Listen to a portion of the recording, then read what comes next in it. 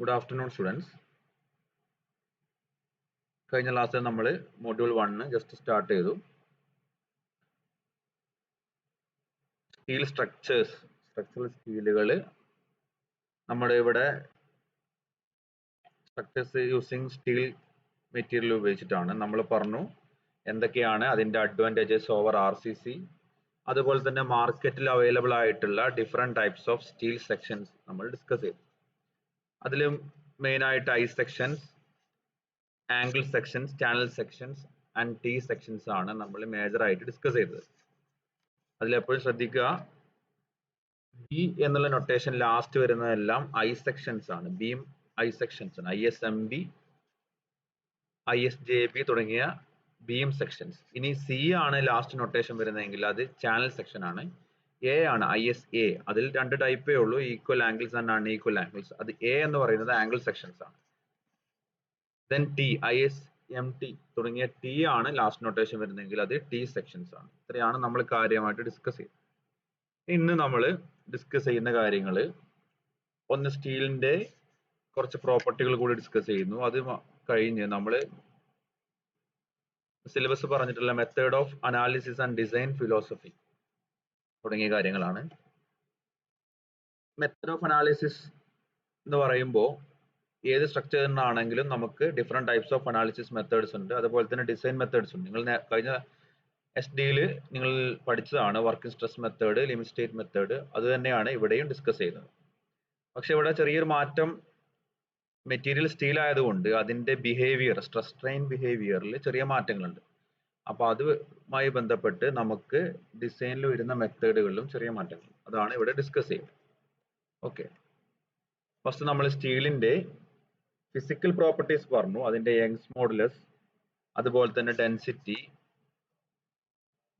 പിന്നെ coefficient of thermal expansion തുടങ്ങിയ കാര്യങ്ങൾ കഴിഞ്ഞ ക്ലാസ് ഡിസ്കസ് ചെയ്തു. ഇനി അതിന് കുറച്ച് mechanical properties, yield stress, ultimate stress, then percentage of elongation, notch toughness. എന്താണ് ഈൽഡ് സ്ട്രെസ്, എന്താണ് അൾട്ടിമേറ്റ് സ്ട്രെസ് എന്ന് നമുക്ക് ജസ്റ്റ് നോക്കാം. ഓക്കെ, ഇത് ഈ ഒരു graph represent stress strain behaviour of the steel ആണ്. മൈൽഡ് സ്റ്റീലിന്റെ സ്ട്രെസ് സ്ട്രെയിൻ ബിഹേവിയർ ആണ്. നിങ്ങൾ കോൺക്രീറ്റിന്റെ സ്ട്രെസ് സ്ട്രെയിൻ ബിഹേവിയർ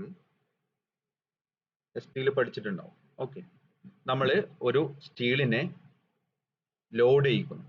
ഒരു സ്റ്റീൽ മെമ്പറിനെ എടുത്ത് അതിനെ ലോഡ് ചെയ്യുന്നു. പർട്ടിക്കുലർ സ്റ്റീൽ ബാർ ആണെന്ന് വിചാരിക്കുക. അതിനെ ലോഡ് ചെയ്ത് അതിന്റെ സ്ട്രെയിനിൽ ഉണ്ടാകുന്ന വേരിയേഷൻ അല്ലേ, അത് ലോഡ് ചെയ്യുമ്പോൾ ഉദാഹരണത്തിന് ടെൻഷൻ ലോഡാണ് കൊടുക്കുന്നതെങ്കിൽ അതിന്റെ ലെങ്ത് ഇൻക്രീസ് ചെയ്തുകൊണ്ടിരിക്കും.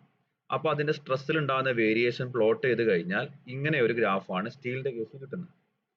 അത് ഒരു പർട്ടിക്കുലർ ലിമിറ്റ് വരെ അത് സ്ട്രൈറ്റ് ലൈൻ ആയിട്ടാണ്, അതായത് പ്രൊപ്പോർഷണൽ ആണ്. എത്രത്തോളം ആണോ ലോഡ് ഇൻക്രീസ് ചെയ്യുന്നത് അത്രത്തോളം അതിന്റെ സ്ട്രെസ് സ്ട്രെയിൻ വേരിയേഷൻ ലീനിയർ ആയിട്ടാണ് പോകുന്നത്. സ്ട്രെസ് സ്ട്രെയിൻ വേരിയേഷൻ ലീനിയർ, സ്ട്രെസ്സിന് കറസ്പോണ്ടിങ് ആയിട്ട് പ്രൊപ്പോർഷണൽ ആയിട്ടാണ് സ്ട്രെയിൻ വേരി ചെയ്യുന്നത്. സ്ട്രെസ് Y ആക്സിലും സ്ട്രെയിൻ X ആക്സിലുമാണ് ഡിനോട്ട് ചെയ്യുന്നത്. ഈ ഗ്രാഫ് നിങ്ങൾക്ക് പരിചയം ഉണ്ടാവും. Up to a particular point അത് വേരിയേഷൻ എന്താണ്, ലീനിയർ ആണ്. ആ പോയിന്റിനെയാണ് നമ്മൾ ഈൽഡ് പോയിന്റ് എന്ന് പറയുന്നത്. നിങ്ങൾ കോൺക്രീറ്റിന്റെ കേസിൽ പഠിച്ചിട്ടുണ്ടാവും, ഈൽഡ് പോയിന്റ് കഴിഞ്ഞാൽ പിന്നെ ഗ്രാഫിൽ ഈ വരുന്ന പോർഷൻസ് കോൺക്രീറ്റിന് വളരെ കുറവാണ്. കാരണം കോൺക്രീറ്റ് ഒരു ബ്രിട്ടിൽ മെറ്റീരിയൽ ആയതുകൊണ്ട് അത് പെട്ടെന്ന് ബ്രേക്ക് ആവും. ഓക്കെ, ഇനി ഒരു സ്റ്റീലിന്റെ കേസിൽ അങ്ങനെയല്ല. ഒരു സ്റ്റീലിന്റെ കേസിൽ ഈൽഡ് പോയിന്റ് കഴിഞ്ഞു കഴിഞ്ഞാൽ അതിനെന്തുണ്ട്, ഒരു റിസർവ്ഡ് സ്ട്രെങ്ത് ഉണ്ടെന്ന് പറയാം. അതായത് അതിന്റെ ബിയോണ്ട് നമ്മൾ സ്റ്റീല് ലെങ്ത് ഇൻക്രീസ് ചെയ്യുന്നു, കൺസിഡറബിൾ ആയിട്ട് ചെറിയ ലോഡിന് തന്നെ വലിയ ലെങ്ത് ഇൻക്രീസ് ഉണ്ടാവുന്നു. മാത്രമല്ല ഇതിന്റെ ബ്രേക്കിംഗ് നടക്കുന്നത്, ഫ്രാക്ചർ നടക്കുന്നത് മച്ച് ബിയോണ്ട് ആയിട്ടുള്ള വെരി ഹെവിയർ ആയിട്ടുള്ള ലോഡിലാണ്.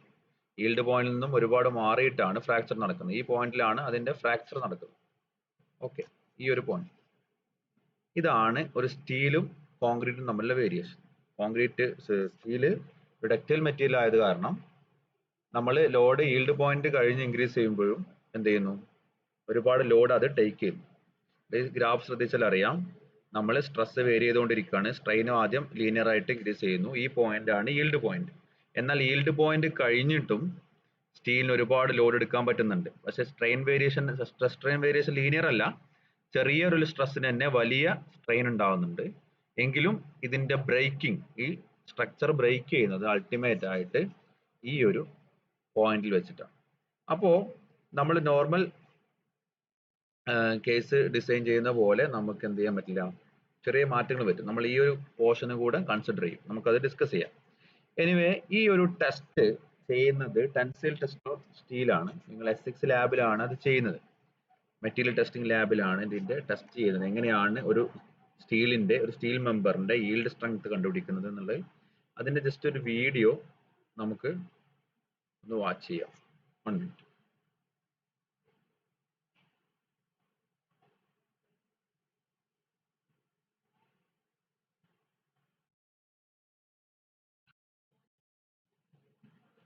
ഇവിടെ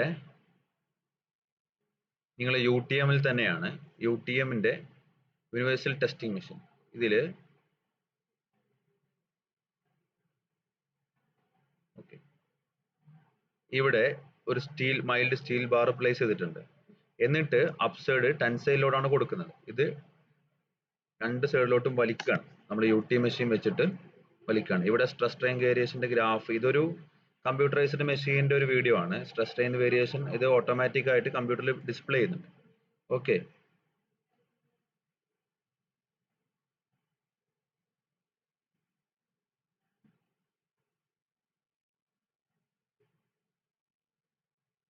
ഒരു സ്റ്റീലിനെ ഇതിന്റെ രണ്ട് ക്ലോയിൽ വെച്ചിട്ട് രണ്ട് സൈഡിലോട്ടും എന്ത് ചെയ്യുന്നു, ഹെവി ലോഡ് കൊടുത്ത് ഇതിനെ ടെൻസൈൽ ഫോഴ്സ് കൊടുത്ത് ഡ്രാഗ് ചെയ്യാം. ഓക്കെ, ഇത് ഒരുപാട് ലോഡ് എടുത്ത് കഴിഞ്ഞതിന് ശേഷം ഇത് പൊട്ടുന്നത് കാണും. ഇവിടെ നെക്ക് ഫോം ചെയ്യുന്നത് കണ്ടോ. ഇവിടെ ഇതിന്റെ ക്രോസ് സെക്ഷൻ കുറഞ്ഞു വരുന്നുണ്ട്. ഓക്കെ, സ്റ്റീൽ ബ്രേക്ക് ആയി. ഇതാണ് ഈ ബ്രേക്കിംഗ് ലോഡാണ് നമ്മൾ അൾട്ടിമേറ്റ് ലോഡ് ആയിട്ട് എടുക്കുന്നത്. ആക്ച്വലി പറയുകയാണെങ്കിൽ ഒന്നുകൂടെ കാണിച്ചു തരാം ഈ വീഡിയോ. ഇതാണ് UTM ൽ നിങ്ങൾ ചെയ്യാൻ പോകുന്ന എക്സ്പെരിമെന്റ് ആണ് S6 ലാബിൽ.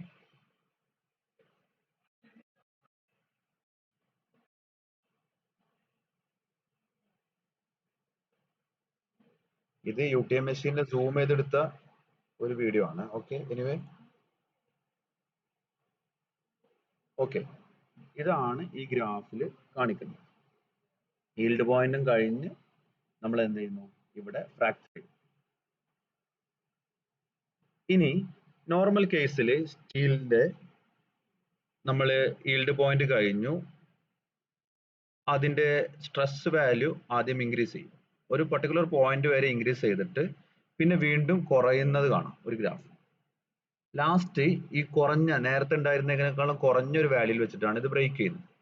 അപ്പോൾ ഇതിൽ അൾട്ടിമേറ്റ് ലോഡ് എന്ന് പറയുന്നത് ഈ മാക്സിമം വരുന്ന ഈ ഒരു ലോഡ് വാല്യൂ ആണ് അൾട്ടിമേറ്റ് ലോഡ്, അല്ലെങ്കിൽ അൾട്ടിമേറ്റ് ലോഡ് എന്ന് പറയുന്നത്, അല്ലെങ്കിൽ അതിന്റെ അൾട്ടിമേറ്റ് സ്ട്രെങ്ത്, ഇതിനെടുക്കാൻ പറ്റാവുന്ന മാക്സിമം ലോഡ്, ഇതാണ് അൾട്ടിമേറ്റ് സ്ട്രെങ്ത്.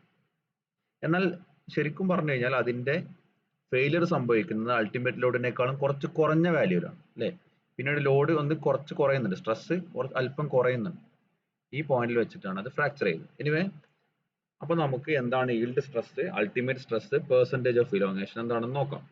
ഈൽഡ് സ്ട്രെസ് എന്ന് പറഞ്ഞാൽ load at yield point by area of cross section. ഈ ഒരു പോയിന്റിലുള്ള സ്ട്രെസ് വാല്യൂ, അത് തന്നെ നമ്മൾ ലോഡ്, നമുക്ക് ഡയറക്റ്റ് സ്ട്രെസ് വാല്യൂ UTM എടുക്കുമ്പോൾ കിട്ടില്ല. ഈ ലോഡാണ് നമ്മൾ അവിടെ ഇൻക്രീസ് ചെയ്തുകൊണ്ടിരിക്കുന്നത്. അപ്പൊ ലോഡ് ബൈ നമ്മുടെ ഏരിയ ഓഫ് ക്രോസ് സെക്ഷൻ ചെയ്താൽ സ്ട്രെസ് വാല്യൂ കിട്ടും. ഈ പോയിന്റിന് കറസ്പോണ്ടിങ് ആയിട്ടുള്ള സ്ട്രെസ് ആണ് എന്ത്, yield stress. Okay, then ultimate stress എന്ന് പറയുന്നത് ഈ പോയിന്റ് കറസ്പോണ്ടിങ് ആയിട്ടുള്ള സ്ട്രെസ്സിനെയാണ് അൾട്ടിമേറ്റ് സ്ട്രെസ് എന്ന് പറയുന്നത്. അൾട്ടിമേറ്റ് ലോഡിന് കറസ്പോണ്ടിങ് ആയിട്ടുള്ള stress, ultimate load by area of cross section. ഇനി പെർസെന്റേജ് ഓഫ് ഇലോങ്ങേഷൻ.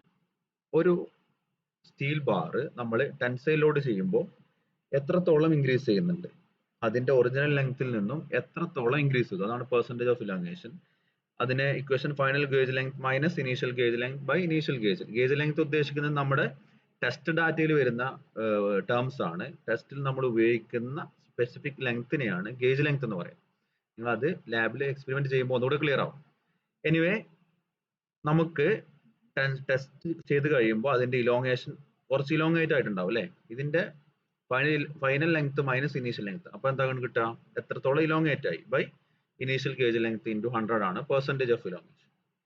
ഇനി നോച്ച് ടഫ്നെസ് എന്ന് പറയുന്ന ഒരു ടേം കൂടെ ഉണ്ട്. നോച്ച് ടഫ്നെസ് എന്ന് പറയുന്നത് നമ്മുടെ സ്റ്റീലിന് ഒരു ബിയോണ്ട് ദ പോയിന്റ് കഴിഞ്ഞ് കഴിഞ്ഞാൽ അതിൽ കൂടുതൽ ലോഡ് അത് താങ്ങുന്നുണ്ട് അല്ലേ, അത് ചെറിയൊരു ഫ്ലെക്സിബിൾ ആയിട്ട് അതിന്റെ ഡക്റ്റിലിറ്റി കാരണം കുറച്ച് ലോഡ് അത് ഒരു അല്ലെങ്കിൽ എനർജി അബ്സോർബ് ചെയ്യുന്നുണ്ട്. ഈ കപ്പാസിറ്റിനെയാണ് നോച്ച് ടഫ്നെസ് എന്ന് പറയുന്നത്. Capacity of steel to absorb energy.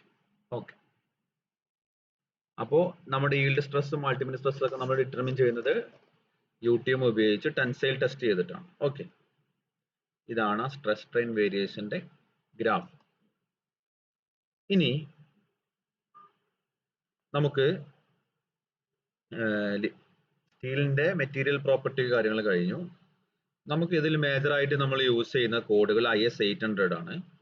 IS 800 limit state ഡിസൈനിനെ base ചെയ്തിട്ടാണ്. പിന്നെ അതിന് ഡിസൈൻ എയ്ഡ് ആയിട്ട് SP6 എന്നുള്ള ഹാൻഡ് ബുക്ക് ഉപയോഗിക്കും. ഓക്കെ, നമുക്ക് ആദ്യം ഈ കോഡുകൾ ഒന്ന് ജസ്റ്റ് ഒന്ന് വ്യൂ ചെയ്യാം. IS 800 എന്ന് പറയുന്ന കോഡ് ഇതാണ്. ഈ കോഡിന്റെ പ്രത്യേകതയിൽ ഒരുപാട് തിയറി പോർഷൻസും ഇതിൽ ഉൾപ്പെട്ടിട്ടുണ്ട്. നിങ്ങൾക്ക് പേജ് നമ്പർ അറിഞ്ഞു കഴിഞ്ഞാൽ എക്സാമിന് എന്ത് ചെയ്യാം, യൂസ്ഫുൾ ആവും. ഓക്കെ, ഇതാണ് ഇതിലെ contents. General materials, general design requirements, method of structural analysis, limit state design, design of tension member, design of compression member തുടങ്ങിയ ഉള്ളടക്കമുണ്ട്. ഇതിൽ മെയിൻ ആയിട്ടും ലിമിറ്റ് സ്റ്റേറ്റ് മെത്തേഡ് ഓഫ് ഡിസൈനിനെ ബേസ് ചെയ്തിട്ടാണ് IS 800 2007 ഉള്ളത്. എന്നാൽ അതിന്റെ മുന്നേ ഉണ്ടായിരുന്ന 1984 ഉണ്ടായിരുന്ന IS 800 വർക്കിംഗ് സ്ട്രെസ് മെത്തേഡിനെ ബേസ് ചെയ്തിട്ടാണ്. ഈ IS 800 2007 കുറച്ച് പോർഷൻ വർക്കിംഗ് സ്ട്രെസ് മെത്തേഡിന്റെ കുറച്ച് പോർഷനും കൂടി ഉൾപ്പെടുത്തിയിട്ടുണ്ട്. ഓക്കെ, ഇതാണ് കോഡ്. ജസ്റ്റ് കോഡ് ഒന്ന് ഫെമിലിയർ ചെയ്യാൻ വേണ്ടിയിട്ട് മാത്രമാണ് ജസ്റ്റ് കാണിച്ചത്. ഇനി നമ്മുടെ SP6 ഹാൻഡ് ബുക്ക് കൂടെ ഒന്ന് കാണാം. SP6 hand book. ഇതാണ് SP6 ഹാൻഡ് ബുക്ക്. ഇതില്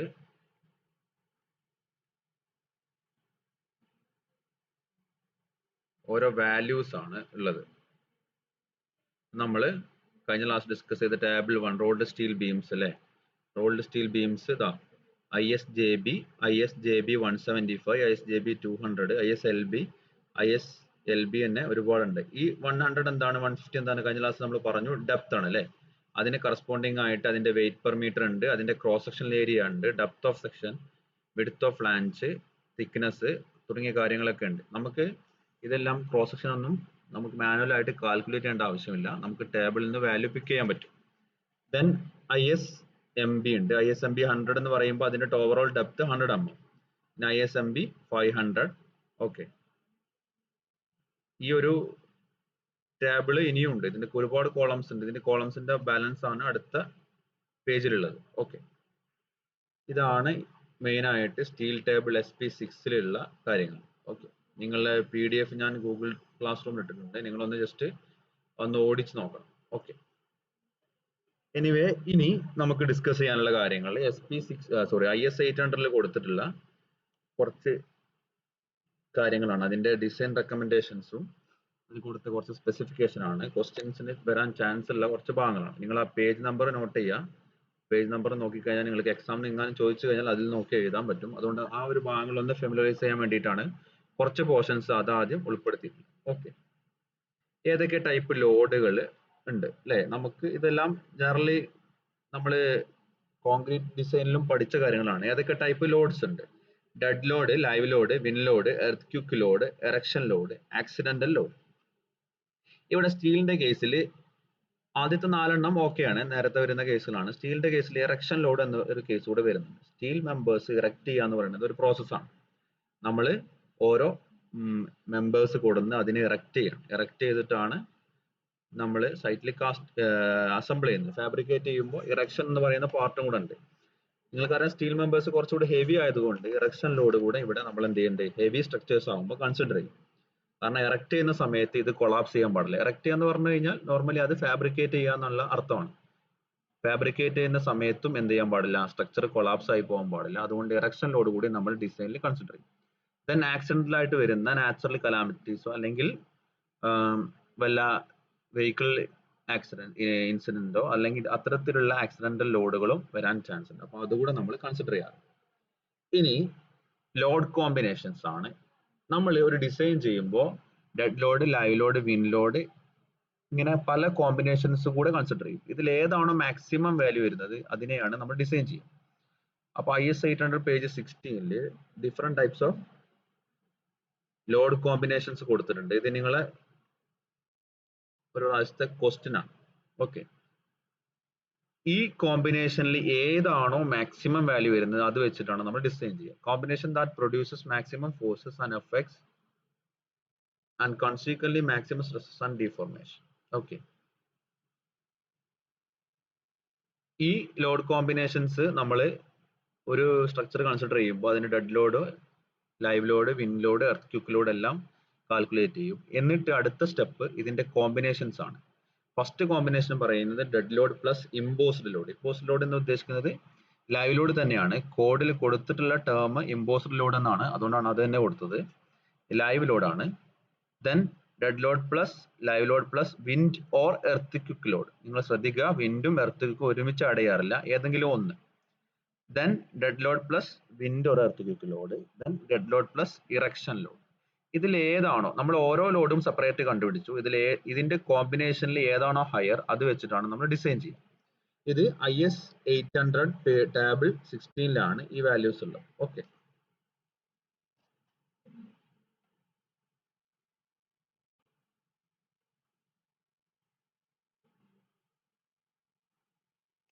നമുക്ക് ആ പേജ് ഒന്ന് പരിചയപ്പെടാം. IS 800 page 16. ഓക്കെ, പേജ് 16 ഈ ലോഡ് കോമ്പിനേഷൻസ് ഇവിടെ കൊടുത്തിട്ടുണ്ട്. ഇതിന്റെ ആ സെന്റൻസ് എല്ലാം ഇവിടെ നിന്ന് എടുത്തതാണ്. Okay, load combination for design purpose എന്ന് പറയുന്നത് dead load plus impose load. നിങ്ങൾക്ക് എന്ത് ചെയ്യാം, ഈ പേജ് 16 നോക്കിയിട്ട് നിങ്ങൾക്ക് എക്സാം വരാം. ഇതിന്റെ മുന്നേ ഒരു എക്സാമിന് ക്വസ്റ്റ്യൻ ചോദിച്ചതാണ്. Okay, what are the different load combinations in design of steel. Then ഈ കോമ്പിനേഷന്റെ കൂടെ നമ്മൾ പാർഷ്യൽ സേഫ്റ്റി ഫാക്ടർ കൂടെ മൾട്ടിപ്ലൈ ചെയ്തിട്ടാണ് നമ്മൾ ഡിസൈന് വേണ്ടി ഉപയോഗിക്കുന്നത്. നിങ്ങൾക്കറിയാം പാർഷ്യൽ സേഫ്റ്റി ഫാക്ടർ. ഈ പാർഷ്യൽ സേഫ്റ്റി ഫാക്ടേഴ്സ് കൊടുത്തിട്ടുള്ളത് IS 800 പേജ് 29 ടേബിൾ 4 ആണ്. Table 4.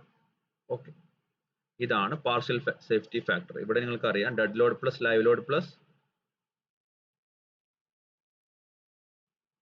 Crane load. Crane load എന്ന് ഉദ്ദേശിക്കുന്നത് നമ്മൾ ഇറക്റ്റ് ചെയ്യുന്ന ലോഡുകളാണ്. നമ്മൾ ഇറക്ഷന് വേണ്ടി ഉപയോഗിക്കുന്ന ക്രെയിൻസിന്റെ ലോഡുകളാണ്. ഓക്കെ, ഇത് നിങ്ങൾ അത്ര ഡീറ്റെയിൽ ആയിട്ട് ഈ ടേബിൾസ് നോക്കേണ്ട ആവശ്യമില്ല. നിങ്ങൾ ലോഡ് കോമ്പിനേഷൻസ് ചോദിച്ചിട്ടുണ്ട്. ഓക്കെ, അതിലെ പാർഷ്യൽ സേഫ്റ്റി ഫാക്ടർ ആണ് സ്റ്റേറ്റ് ഓഫ് സ്ട്രെങ്ത്തും സർവീസബിലിറ്റിയും. ഇതൊക്കെ നിങ്ങൾ കോൺക്രീറ്റിൽ പഠിച്ച കാര്യങ്ങളാണ്. എനിവേ അതിനെ മൾട്ടിപ്ലൈ ചെയ്യേണ്ട പാർഷ്യൽ സേഫ്റ്റി ഫാക്ടേഴ്സ് ആണ് ഇവിടെ കൊടുത്തിട്ടുള്ളത്. ഇവിടെ ഇത് കൺസിഡർ ചെയ്യുമ്പോൾ ഫസ്റ്റ് കേസ് കൺസിഡർ ചെയ്യുമ്പോൾ 1.5 dead load plus 1.5 live load plus 1.05 CL എന്നെടുക്കണം. അടുത്ത കൺസിഡർ ചെയ്യുമ്പോൾ 1.2 dead load plus 1.2 live load plus 1.05 CL plus 1.6 earthquake load or wind load. ഇതിൽ ഏതെങ്കിലും ഒന്ന് എടുക്കണം. ഇങ്ങനെയാണ് അതിന്റെ കോമ്പിനേഷൻസ് എടുക്കുക. ഓക്കെ, ഇതാണ് partial safety factor table 4. In case partial safety factor എന്ന എക്സാം ചോദിച്ചാൽ നിങ്ങൾ ജസ്റ്റ് ഈ ടേബിൾ ഇവിടെ നിന്ന് കറസ്പോണ്ടിങ് കോഡിൽ നിന്ന് പേജ് നമ്പർ 29 എന്ന് കോപ്പി ചെയ്താൽ. ഓക്കെ,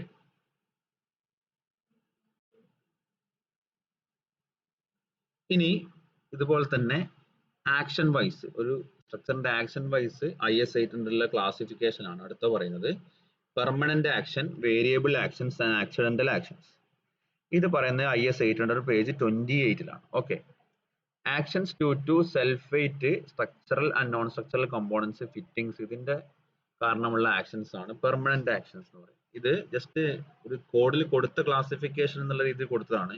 നമ്മൾ പറയുന്ന കാര്യങ്ങൾ തന്നെ ലൈവ് ലോഡ്, ഡെഡ് ലോഡ് എന്ന് പറയുന്ന പോലെ തന്നെ വേറെ classification action wise. Okay, permanent actions are actions due to self weight, structural and non structural components ആയിട്ടുള്ള ഫിറ്റിംഗ്സ് തുടങ്ങിയതിന്റെ വെയിറ്റ് കാരണം അല്ലെങ്കിൽ അത് കാരണം ഉണ്ടാവുന്ന ആക്ഷൻസ് ആണ് പെർമനന്റ് ആക്ഷൻസ്. വേരിയബിൾ ആക്ഷൻസ് എന്ന് പറഞ്ഞാൽ actions due to live load, earth load, wind load തുടങ്ങിയ ലോഡുകൾ കാരണം ഉണ്ടാകുന്ന ആക്ഷൻസ് ആണ് variable actions.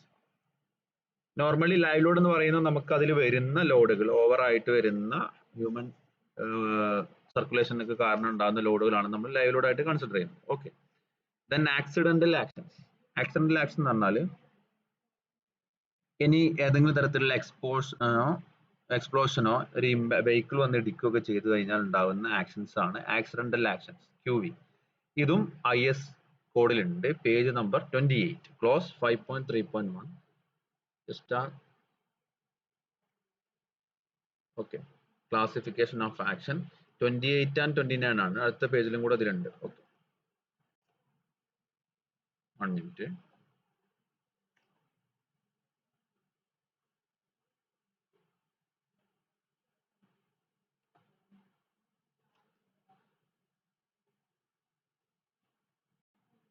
Okay, actions, classification of action: permanent action, then variable action, then accidental action, QA, QP, QV, QA. Okay, ഇതാണ് classification of actions. നിങ്ങൾ കോഡിൽ കൊടുത്ത കുറച്ച് കാര്യങ്ങൾ നിങ്ങൾ ആ കോഡിൽ പേജുകളൊന്ന് ഫെമിലറൈസ് ചെയ്യാൻ വേണ്ടിയിട്ട് പറഞ്ഞു നോക്കാം. Okay, then classification of cross sections. ഇത് നിങ്ങളൊന്നും ഡീറ്റെയിൽ ആയിട്ട് ഇതിലോട്ടൊന്നും കയറി പോകരുത്. ഇതിൽ ഒരുപാട് കാര്യങ്ങൾ IS 800 ഉണ്ടാവും. നിങ്ങൾക്ക് വളരെ അതിന്റെ ബേസ് ലെവലിലുള്ള ജസ്റ്റ് നെയിംസ് മാത്രമേ പഠിക്കാവൂ. Classification of cross section IS 800 പറയുന്ന പോലെ ഉണ്ടാകുന്ന ക്ലാസിഫിക്കേഷൻ 4 എണ്ണമാണ്. Class 1, class 2, class 3, class 4. Class 1 എന്ന് പറയുന്നത് പ്ലാസ്റ്റിക് സെക്ഷൻസ് ആണ്. Class 2 compact, class 3 semi compact, class 4 slender. Okay, ഇതും IS 800 പേജ് 17 ഉണ്ട്. IS 800 page 17. ഇവിടെ 3.7.2 കാണാം class 1 plastic, class 2 compact, class 3 and semi compact, class 4 slender. Okay, ഇത് അതിന്റെ ഡീറ്റെയിൽസ് ഒക്കെ ഉണ്ട്. നിങ്ങൾ അത്ര ഡീറ്റെയിൽ ആയിട്ട് അതിലോട്ട് പോകണ്ട. Then partial safety factor four, ഇതിപ്പോ നമ്മൾ പാർഷ്യൽ സേഫ്റ്റി ഫാക്ടർ ആദ്യം നോക്കിയത് ലോഡ് കോമ്പിനേഷൻസ് ആണ്, അല്ലെങ്കിൽ ലോഡിന്റെ പാർഷ്യൽ സേഫ്റ്റി ഫാക്ടർ ആണ്. ഇനി നമ്മൾ മെറ്റീരിയലിന് അപ്ലൈ ചെയ്യുന്ന പാർഷ്യൽ സേഫ്റ്റി ഫാക്ടർ ആണ് ഇനി അടുത്തത് ഡിസ്കസ് ചെയ്യുന്നത്. ഇതും കോഡിലെ ഉള്ള വാല്യൂസ് ആണ്. Page 30, table 5. മെറ്റീരിയലിന്റെ പാർഷ്യൽ സേഫ്റ്റി ഫാക്ടർ നമ്മൾ ലോഡിന് അപ്ലൈ ചെയ്യും, അതുപോലെ തന്നെ മെറ്റീരിയലിനും എന്ത് ചെയ്യും, പാർഷ്യൽ സേഫ്റ്റി ഫാക്ടർ അപ്ലൈ ചെയ്യും. ഇത് ജസ്റ്റ് നിങ്ങൾ ഇതൊന്ന് ആ പേജ് എവിടെയാണെന്ന് അറിഞ്ഞിരിക്കാൻ വേണ്ടി മാത്രം കാണിച്ചാണ്. നമ്മൾ കറസ്പോണ്ടിങ് ആയിട്ട് ഡിസൈനും കാര്യങ്ങളും ചെയ്യുമ്പോൾ ഇതിൽ നിന്ന് വാല്യൂസ് എടുത്ത് പിക്ക് ചെയ്യും. അപ്പോൾ ഒന്നുകൂടെ അത് ഈസി ആവും. Okay, table 5 page 30. ഇവിടെ നമ്മൾ ഓരോ type steel, yielding, buckling, ultimate സ്ട്രെസിന്റെ കേസിൽ വരുന്ന പാർഷ്യൽ സേഫ്റ്റി ഫാക്ടർ 1.1, 1.1, 1.25. ഇനി ബോൾട്ട്, റിവറ്റ്, വെൽഡിന് ഉണ്ടാവുന്ന പാർഷ്യൽ സേഫ്റ്റി ഫാക്ടർ ആണ്. അതിൽ തന്നെ സോപ്പ് ഫാബ്രിക്കേഷനും ഫീൽഡ് ഫാബ്രിക്കേഷനും. സോപ്പ് ഫാബ്രിക്കേഷൻ എന്ന് പറഞ്ഞു കഴിഞ്ഞാൽ അത് ഷോപ്പിൽ നിന്ന് കാസ്റ്റ് ചെയ്ത് വരുന്നത്. ഫീൽഡ് ഫാബ്രിക്കേഷൻ എന്ന് പറഞ്ഞു കഴിഞ്ഞാൽ അതിന്റെ വെൽഡും കാര്യങ്ങളും എന്ത് ചെയ്യാണ്, ഫീൽഡിൽ നിന്നാണ് ചെയ്യുന്നതെങ്കിൽ അതിന്റെ പാർഷ്യൽ സേഫ്റ്റി ഫാക്ടർ ആണ് നമ്മൾ കൺസിഡർ ചെയ്യുന്നത്. ഓക്കെ, ഇതാണ് പാർഷ്യൽ സേഫ്റ്റി ഫാക്ടറിനെ കുറിച്ചുള്ള ടേബിൾ. അത് IS 800 പേജ് 30 ആണ്. 30 എടുത്തു കഴിഞ്ഞാൽ ഏറ്റവും ടോപ്പ് ബോട്ടത്തിൽ നിങ്ങൾക്ക് എന്ത് ചെയ്യാൻ പറ്റും, ഈ ടേബിൾ കാണാൻ പറ്റും.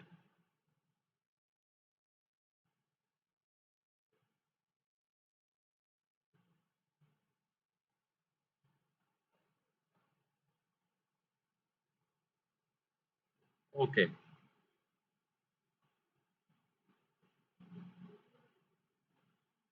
ഇതിൽ മെയിൻ ആയിട്ട് നോക്കേണ്ടത് ഈ ക്ലാസിഫിക്കേഷനും ലോഡ് കോമ്പിനേഷൻ ആണ്. ലോഡ് കോമ്പിനേഷൻ നിങ്ങൾക്ക് ഇതിന്റെ മുന്നേ ചോദിച്ചിട്ടുണ്ട്. ഓക്കെ, ദെൻ ഡിഫ്ലക്ഷൻ ലിമിറ്റ്സ് ആണ്. IS 800 page 31, table 6. ഇതും നിങ്ങൾക്ക് വേണമെങ്കിൽ ജസ്റ്റ് നോക്കി വെക്കാം, കാരണം ഒന്നും ചോദിക്കാൻ ചാൻസ് ഇല്ലാത്ത കാര്യങ്ങളാണ്. നിങ്ങൾക്ക് അത്ര ഡീറ്റെയിൽ ആയിട്ട് സിലബസിലൊന്നും കൊടുത്തിട്ടില്ല, എങ്കിലും ആ ടേബിൾ ഒന്ന് നിങ്ങൾ അറിഞ്ഞിരിക്കുക. IS 800 page 31, table 6. ഓക്കെ, ഇതില് ഓരോ ഡിഫ്ലക്ഷൻ ലിമിറ്റ് ആണ്. ഓരോ ടൈപ്പ് ലോഡിനും മെമ്പറിനും മാക്സിമം ഡിഫ്ലക്ഷൻ എത്ര വരെ പോവാം, സ്പാൻ ബൈ വാല്യൂ നിങ്ങൾ പഠിച്ച സ്പാൻ ബൈ 250, സ്പാൻ ബൈ 350 തുടങ്ങിയ കാര്യങ്ങൾ. ഓക്കെ, എത്ര മാക്സിമം ഡിഫ്ലക്ഷൻ എത്ര വരെ പോവാം എന്നുള്ളതിന്റെ ലിമിറ്റ്സ് ആണ് ഈ കോഡിൽ.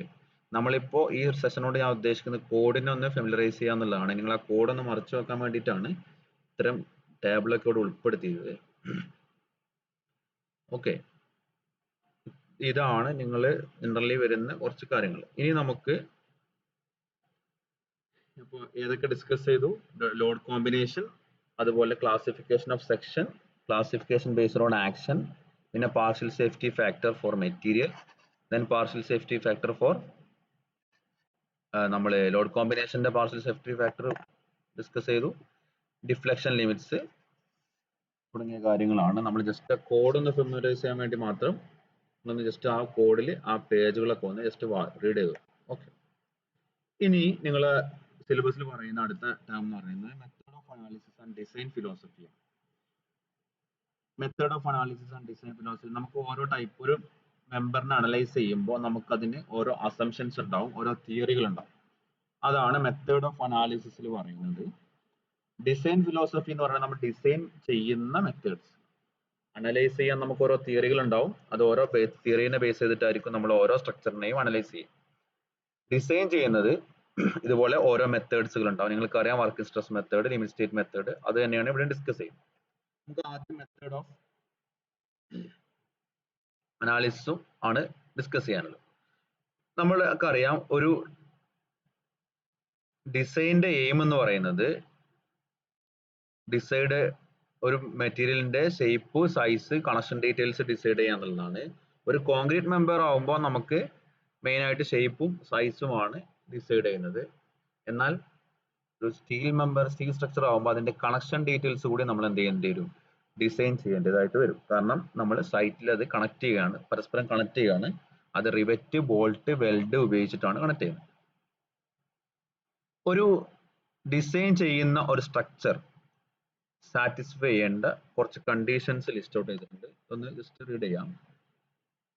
They should sustain all loads expected on it. അതിൽ വരാൻ സാധ്യതയുള്ള എല്ലാ ലോഡുകളും എന്ത് ചെയ്യണം? അത് സസ്റ്റെയിൻ ചെയ്യണം. അങ്ങനെ ആയിരിക്കണം ഒരു ഡിസൈൻ. ദെൻ കൺസ്ട്രക്ഷന് ശേഷമുള്ള അതിൽ വരാവുന്ന ഡീഫോർമേഷനെയും അത് എന്ത് ചെയ്യണം? വല്ല ഡിഫ്ലക്ഷനോ ഡീഫോർമേഷനോ സസ്റ്റെയിൻ ചെയ്യണം. അത് ബ്രേക്ക് ആവാൻ പാടില്ല. അതുപോലെ തന്നെ അതിന് അഡീക്വേറ്റ് ആയിട്ടുള്ള ഡ്യൂറബിലിറ്റി ആണ്. Should have adequate durability and should have adequate resistance to fire. Fire resistance ആണ്. ഇനി ഏതെങ്കിലും കേസിൽ നമ്മൾ എക്സ്പെക്ട് ചെയ്യാത്ത ഒരു ലോഡ് പാറ്റേൺ വന്നു കഴിഞ്ഞാൽ, എക്സ്ട്രാ വിൻ ലോഡോ അല്ലെങ്കിൽ എർത്ത് ക്വിക്കോ വന്നു കഴിഞ്ഞാൽ, ഇതിന് കൊളാപ്സ് ആവാണ്ട് നിൽക്കാൻ ഒരു അഡീഷണൽ പാത്ത് കൂടെ എന്ത് ചെയ്യണം? ഈ ലോഡിന് വേണം. നമ്മൾ ഡിസൈൻ ചെയ്യാത്ത അല്ലെങ്കിൽ നമ്മൾ അത്രയും പാർഷ്യൽ സേഫ്റ്റി ഫാക്ടർ കൺസിഡർ ചെയ്ത് കഴിഞ്ഞാൽ നമുക്ക് എന്തുണ്ടാവും? എങ്ങാനും ഒരു എക്സ്ട്രാ ലോഡ് വന്നാലും അത് താങ്ങാൻ പറ്റണം എന്നാണ് ആ ഒരു പോയിന്റ് കൊണ്ട് ഉദ്ദേശിച്ചത്. അപ്പോൾ ഒരു ഡിസൈൻ ചെയ്യുമ്പോൾ, ഒരു സ്ട്രക്ചർ ഡിസൈൻ ചെയ്യുമ്പോൾ ഈ കണ്ടീഷൻസ് ഒക്കെ സാറ്റിസ്ഫൈ ചെയ്യണം. Sustain all loads expected on it, sustain deformation during and after construction, and should have adequate durability, and should have adequate resistance to fire, and should have alternative load paths to prevent overall collapse under accidental loading. Okay. ഇനി നമുക്ക് കുറച്ച് method of analysis just brief ആയിട്ട് ഒന്ന് നോക്കിയിട്ട് പോവാം. ഏതൊക്കെ type methods IS 800 പറയുന്നുണ്ട്. ഒന്ന് elastic analysis, then plastic analysis. ഇതെല്ലാം അഡ്വാൻസ്ഡ് ആയിട്ടുള്ള ടോപ്പിക്സ് ആണ്. ജസ്റ്റ് നിങ്ങൾ നെയിമുകൾ മാത്രം ഓർത്തു വെക്കുക. ആ പേജുകൾ ഒന്ന് ജസ്റ്റ് ഒന്ന് നിങ്ങൾ മറിച്ചു നോക്കുക. Okay. Advanced analysis in accordance with annexe B എന്നും പറയുന്നുണ്ട്. അതും ഒരു ടൈപ്പ് ഓഫ് അനാലിസിസ് ആണ്. Then dynamic analysis in accordance with IS 1893 part 1. Okay, ഇതാണ് IS 800 കൊടുത്തിട്ടുള്ള ഡിഫറെന്റ് ടൈപ്സ് ഓഫ് മെത്തേഡ്സ്. ഇതിൽ ആദ്യത്തെ രണ്ടതാണ് നമുക്ക് മെയിൻ ആയിട്ട് വരുന്നത്. ഇത് നമ്മൾ ചെയ്ത കാര്യങ്ങൾ തന്നെയാണ്. ഇലാസ്റ്റിക് അനാലിസിസ് എന്ന് പറയുമ്പോൾ നിങ്ങൾ ചെയ്തിട്ടുള്ള കോൺക്രീറ്റ് ഡിസൈൻ ഒക്കെ ഇലാസ്റ്റിക് തിയറിയെ ബേസ് ചെയ്തിട്ടുണ്ട്. നമ്മുടെ യങ്സ് മോഡൽസും കാര്യങ്ങളാണ്. നമ്മൾ ഇലാസ്റ്റിക് പ്രോപ്പർട്ടി, മെറ്റീരിയലിന്റെ ഇലാസ്റ്റിക് ബിഹേവിയർ മാത്രം കൺസിഡർ ചെയ്യും. കോൺക്രീറ്റിനെ സംബന്ധിച്ചിടത്തോളം ഇലാസ്റ്റിക് ബിഹേവിയർ കഴിഞ്ഞു കഴിഞ്ഞാൽ, അല്ലെങ്കിൽ പ്ലാസ്റ്റിക് ബിഹേവിയർ, അല്ലെങ്കിൽ ആ ഈൽഡ് പോയിന്റിന് ശേഷം എന്ത് ചെയ്യുന്നു? നമ്മളൊരു ഈൽഡ് പോയിന്റ് കഴിഞ്ഞാൽ കോൺക്രീറ്റ് പെട്ടെന്ന് ബ്രേക്ക് ആവും. അതിനൊരു പ്ലാസ്റ്റിക് നേച്ചർ ഇല്ല ആക്ച്വലി, അല്ലേ? കോൺക്രീറ്റ് പൊട്ടുകയാണെങ്കിൽ ഒരുമിച്ച് നമ്മൾ പൊട്ടി പോവുക ചെയ്യുക. എന്നാൽ സ്റ്റീലിനെ ലോഡ് ചെയ്യുമ്പോൾ എന്ത് ചെയ്യും? അതിങ്ങനെ കുറച്ച് ഇലോങ്ങേറ്റ് ചെയ്ത്, നല്ലപോലെ ഇലോങ്ങേറ്റ് ചെയ്തിട്ടാണ് പിന്നീടാണ് അത് പൊട്ടുന്നത്. അപ്പൊ അതിനൊരു പ്ലാസ്റ്റിക് നേച്ചർ ഉണ്ട്. അപ്പൊ സ്റ്റീലിനെ കൺസിഡർ ചെയ്യുമ്പോൾ പ്ലാസ്റ്റിക് നേച്ചർ കൂടി കൺസിഡർ ചെയ്തിട്ടാണ് നമ്മൾ എന്ത് ചെയ്യുക? അനലൈസ് ചെയ്യുക, അതുപോലെ തന്നെ ഡിസൈൻ ചെയ്യുക. ഇതാണ് രണ്ട് ടൈപ്പ് അനാലിസിസ്. ഇതിനെക്കുറിച്ച് ഡീറ്റെയിൽ ആയിട്ട് IS 800 പറയുന്നുണ്ട്. Page 24 and 25. Page 24 elastic analysis എന്ന് പറഞ്ഞിട്ടൊരു ക്ലോസ് ഉണ്ട്. അതിൽ വരുന്ന അസംഷൻസും കാര്യങ്ങളുണ്ട്. നമുക്ക് അത്ര ഡീറ്റെയിൽ ആയിട്ട് വേണ്ട. Okay. Then plastic analysis IS 800 page 25 plastic analysis ആണ്. അതുമായിട്ട് അതിന്റെ റിക്വയർമെന്റ്സ്, അസംഷൻസ് തുടങ്ങിയ കാര്യങ്ങളൊക്കെ ഇതിലുണ്ട്. ഓക്കെ, നമുക്ക് ഓരോന്നും ഡിസൈൻ ചെയ്യാനുണ്ട്. നമുക്ക് അപ്പോൾ സ്റ്റെപ്പുകളൊക്കെ നോക്കാം. ഓക്കെ, ഇനി അനാലിസിസ് പാർട്ട് കഴിഞ്ഞു. ഇനി മെത്തേഡ്സ് ഓഫ് ഡിസൈൻ, ഇതാണ് നമുക്ക് കൂടുതലായിട്ട് ഡിസ്കസ് ചെയ്യാനുള്ളത്. ഏതൊക്കെ ടൈപ്പ് മെത്തേഡ്സ് ഉണ്ട്? നമ്മൾ ജനറലി യൂസ് ചെയ്യുന്നത് ലൈംസ്റ്റീൻ മെത്തേഡ് ആണ്. എന്നാൽ പ്രിമിറ്റീവ് ആയിട്ട് നേരത്തെ ഉണ്ടായിരുന്ന മെത്തേഡിനെ കുറിച്ച് ഒരു ഐഡിയ ഉണ്ടാവാൻ വേണ്ടിയിട്ടാണ് നമ്മൾ ഈ ഒരു പോർഷൻ പഠിക്കുന്നത്. നമ്മൾ ഇന്ന് ഡിസ്കസ് ചെയ്യുന്നത് വർക്കിംഗ് സ്ട്രെസ് മെത്തേഡും അൾട്ടിമേറ്റ് ലോഡ് ഡിസൈനുമാണ്. Working stress method and ultimate load design.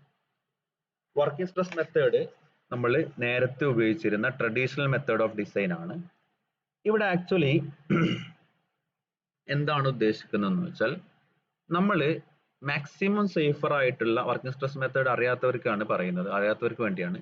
Maximum safer ആയിട്ട് ഒരു ബിൽഡിങ്ങിനെ അല്ലെങ്കിൽ നമുക്ക് ഇങ്ങനെ പറയുകയാണെങ്കിൽ ഒരു മെറ്റീരിയൽ താങ്ങാവുന്ന ലോഡ് അതിന്റെ ഏറ്റവും ലോ വാല്യൂ ആണ് അതിന് താങ്ങാൻ പറ്റുള്ളൂ എന്ന കൺസിഡറേഷനിലാണ് വർക്കിംഗ് സ്ട്രെസ് മെത്തേഡ്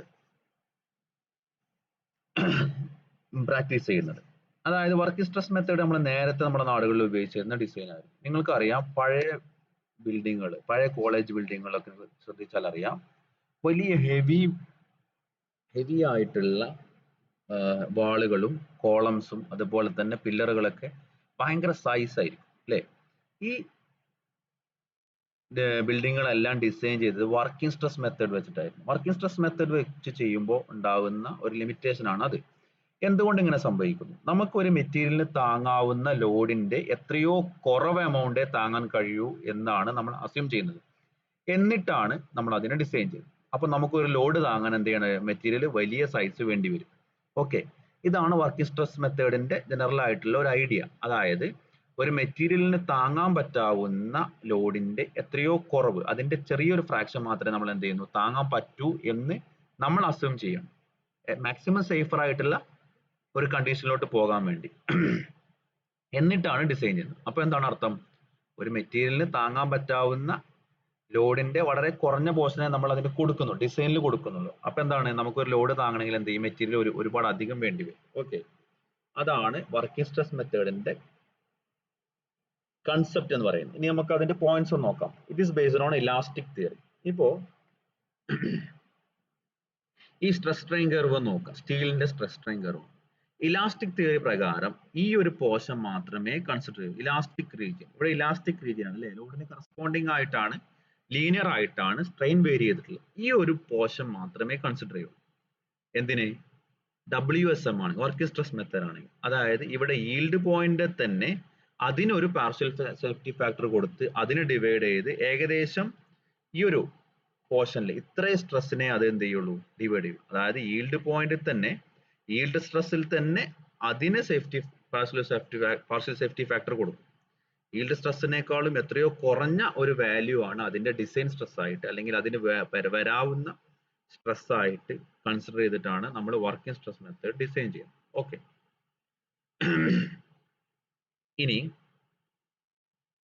ഇവിടെ വർക്കിംഗ് സ്ട്രെസ് മെത്തേഡിന്റെ കൺസെപ്റ്റ് എന്ന് പറയുന്നത്, ഒരു ബിൽഡിംഗ് വർക്ക് ചെയ്യുന്ന അല്ലെങ്കിൽ ഒരു മെമ്പർ വർക്ക് ചെയ്യുമ്പോൾ അതിൽ വരാവുന്ന വർക്കിംഗ് സ്ട്രെസ് എന്ന് പറയുന്നത് എത്രയോ പെർമിസിബിൾ സ്ട്രെസ്സിനേക്കാളും വളരെ കുറവായിരിക്കണം എന്നാണ് ഇതിന്റെ കൺസെപ്റ്റ്. അതിൽ വരാവുന്ന പെർമിസിബിൾ സ്ട്രെസ്സിനേക്കാളും കുറവ്.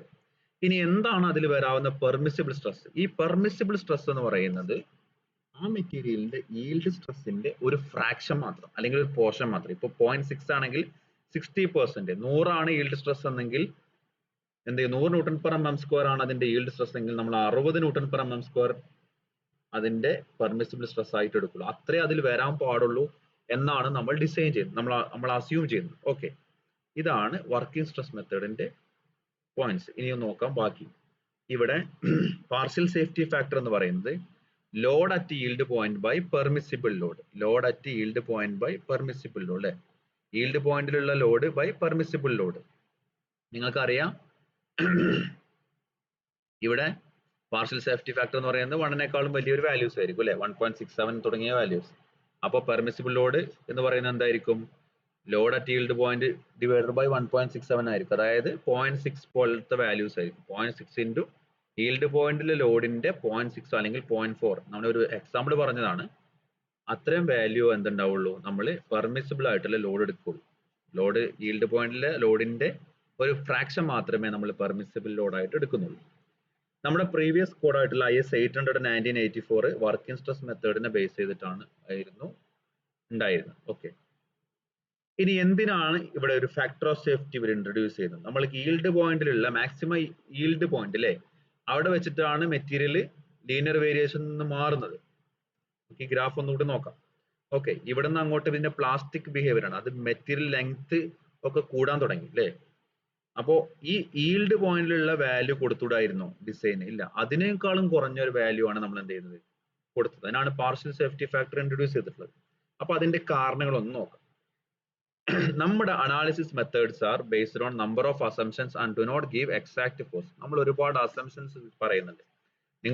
നിങ്ങൾ ഡിസൈൻ ഓഫ് കോൺക്രീറ്റ് സ്ട്രക്ചേഴ്സ് പഠിച്ച സമയത്ത് ഒരുപാട് ഡിസൈൻ അസംഷൻസ് ഉണ്ടായിരുന്നു അല്ലേ.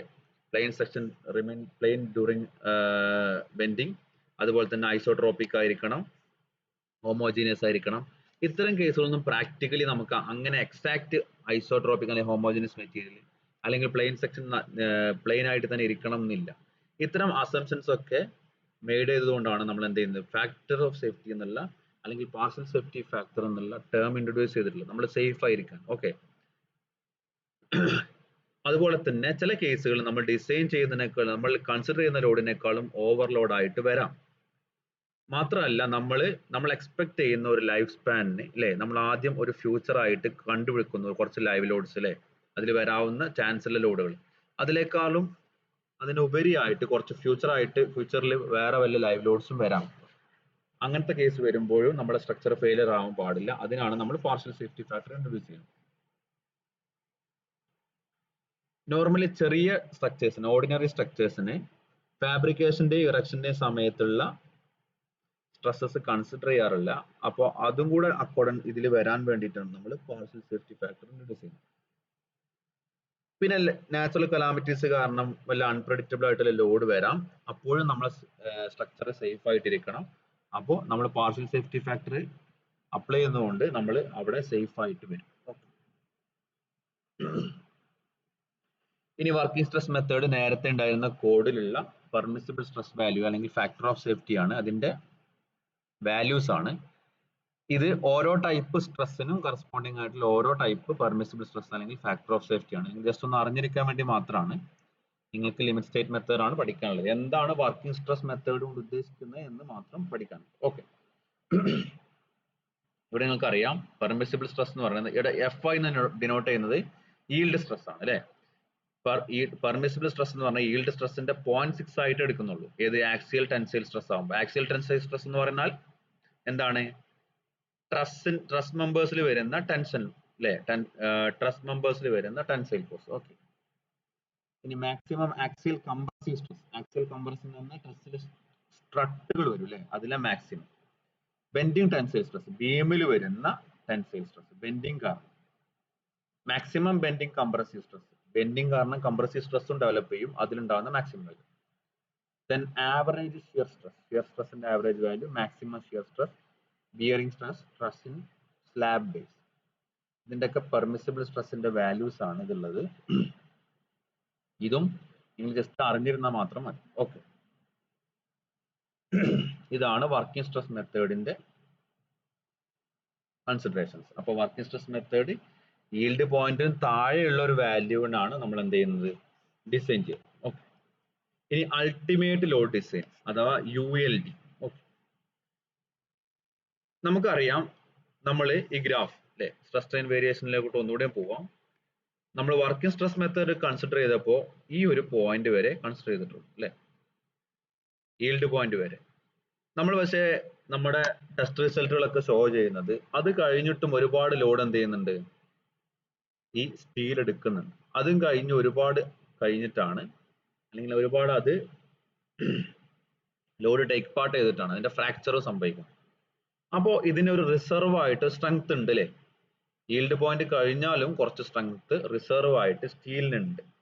ആ ഒരു റിസർവ്ഡ് സ്ട്രെങ്ത് കൂടെ നമ്മുടെ സ്ട്രക്ചറിനെ യൂട്ടിലൈസ് ചെയ്തുകൊണ്ടാണ് ULD അൾട്ടിമേറ്റ് ലോഡ് ഡിസൈൻ മെത്തേഡിൽ ഡിസൈൻ ചെയ്യുന്നത്. ഓക്കെ, നമുക്ക് എന്തൊക്കെ ടോപ്പ് പോയിന്റ്സ് നോക്കാം. Steel posses reserve strength beyond its സെയിൽ point. Utilisation of this reserved strength is the criteria of ULD. ആ സ്ട്രെങ്ത് കൂടെ യൂട്ടിലൈസ് ചെയ്യാം. ഈ ഒരു പോയിന്റിന് ശേഷം നമ്മുടെ സ്റ്റീലിന്റെ ബിഹേവിയർ മാറും. ഇതുവരെ ഇലാസ്റ്റിക് ബിഹേവിയർ ആണ്, അതായത് ലോഡ് എത്രത്തോളം കൊടുക്കുന്നു അത്രത്തോളമാണ് ഇൻക്രീസ് ചെയ്യുന്നത്.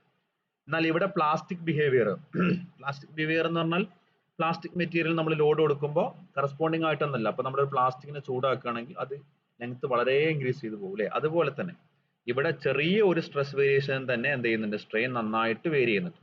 അതാണ് ഇവിടെ പ്ലാസ്റ്റിക് ബിഹേവിയർ ആണ് നടക്കുന്നത്. Okay, a steel structure fails at much higher load beyond the yield point. yield പോയിന്റിനെക്കാളും വെരി ഹെവിയർ ആയിട്ടുള്ള കുറച്ചുകൂടെ ഹയർ ആയിട്ടുള്ള ലോഡിലാണ് സ്റ്റീൽ സ്ട്രക്ചർ ഫെയിൽ ചെയ്യുന്നത്. ഈ ഫെയിലിയറിൽ വരുന്ന ലോഡിനെയാണ് കൊളാപ്സ് ലോഡ് എന്ന് പറയുന്നത്. ഈ ഒരു പോർഷനിൽ മെറ്റീരിയൽ പ്ലാസ്റ്റിക് നേച്ചർ ആണ് കാണിക്കുന്നത്. അതുകൊണ്ട് തന്നെ plastic nature of the material is considered for the design. ULD കേസിൽ plastic nature of the material ആണ് കൺസിഡർ ചെയ്യുന്നത്. മറ്റേവിടുത്തെ ഇലാസ്റ്റിക് നേച്ചർ ആണ് കൺസിഡർ ചെയ്തിട്ടുള്ളത്. നമ്മുടെ ഞാൻ പറഞ്ഞ പോയിന്റ്സ് തന്നെയാണ്. After the yield point when loading continues cross section become plastic. ഇവിടെ പാർഷ്യൽ സേഫ്റ്റി ഫാക്ടർ എടുക്കുന്നത് മാറും അല്ലെ. നേരത്തെ നമ്മൾ yield point divided by permissible load ആയിരുന്നു. ഇവിടെ ultimate load divided by permissible load. നമ്മൾ അൾട്ടിമേറ്റ് ലോഡിനെ ഒരു അൾട്ടിമേറ്റ് ലോഡിന്റെ ഒരു ഫ്രാക്ഷൻ ആയിട്ടാണ് പെർമിസിബിൾ ലോഡിനെ എടുക്കുന്നത്. നേരത്തെ ഈ yield പോയിന്റിൽ വരുന്ന ലോഡിനെ ആയിരുന്നു, അതിന്റെ ഫ്രാക്ഷൻ ആയിരുന്നു പെർമിസിബിൾ ലോഡ് ആയിട്ട് എടുത്തത്. എന്നാൽ ഇവിടെ അൾട്ടിമേറ്റ് ലോഡിന്റെ ഒരു ഫ്രാക്ഷൻ ആണ് പെർമിസിബിൾ ലോഡ് ആയിട്ട് എടുക്കുന്നത്. അതുകൊണ്ട് തന്നെ നമുക്ക് എന്ത് ചെയ്യാൻ പറ്റും, same structure same cross section ULD consider ചെയ്യുമ്പോൾ കുറച്ചുകൂടി ലോഡ് എടുക്കാൻ പറ്റുന്ന രീതിയിലാണ് നമ്മൾ ഡിസൈൻ ചെയ്യുന്നത്. അതുകൊണ്ട് തന്നെ സ്ട്രക്ചേഴ്സ് ഒക്കെ നമ്മൾ സെയിം ലോഡിന് തിരിച്ചു ചിന്തിക്കുക. സെയിം ലോഡിന് ULD വെച്ച് ഡിസൈൻ ചെയ്യുമ്പോഴും WSM വെച്ച് ഡിസൈൻ ചെയ്യുമ്പോഴും സൈസ് കൂടുതൽ WSM-നായിരിക്കും. ULD വെച്ച് ഡിസൈൻ ചെയ്യുമ്പോൾ സൈസ് അതിന്റെ ക്രോസ് സൈസ് വളരെ കുറച്ച് കുറവായിരിക്കും. അതുകൊണ്ടാണ് നമ്മുടെ ഇപ്പോഴത്തെ ബിൽഡിങ്ങുകളൊക്കെ പഴയ ബിൽഡിങ്ങിന്റെ അത്ര അതില്ലെങ്കിൽ വാളാണെങ്കിലും കോളമാണെങ്കിലും അത്രയും സൈസ് വരാത്തത്, വലിയ സൈസുകൾ വരാത്തത്. നമ്മളിപ്പോ ലിമിറ്റ് സ്റ്റേറ്റഡ് മെത്തേഡ് അല്ലെങ്കിൽ ULD വെച്ചിട്ടാണ്. ULD-ന്റെ അൾട്ടിമേറ്റ് ലോഡ് ഡിസൈനിന്റെ കുറച്ചുകൂടി അഡ്വാൻസ്ഡ് വേർഷൻ ആണ് ലിമിറ്റ് സ്റ്റേറ്റ് മെത്തേഡ്. ഇതിൽ സർവീസ് കണ്ടീഷനും കൂടി ആഡ് ചെയ്തിട്ടുണ്ടെന്ന് മാത്രം. ഓക്കെ, ഇതിന്റെ നെക്സ്റ്റ് സ്റ്റെപ്പ് ആണ് ലിമിറ്റ് സ്റ്റേറ്റ് മെത്തേഡ്. ഓക്കെ,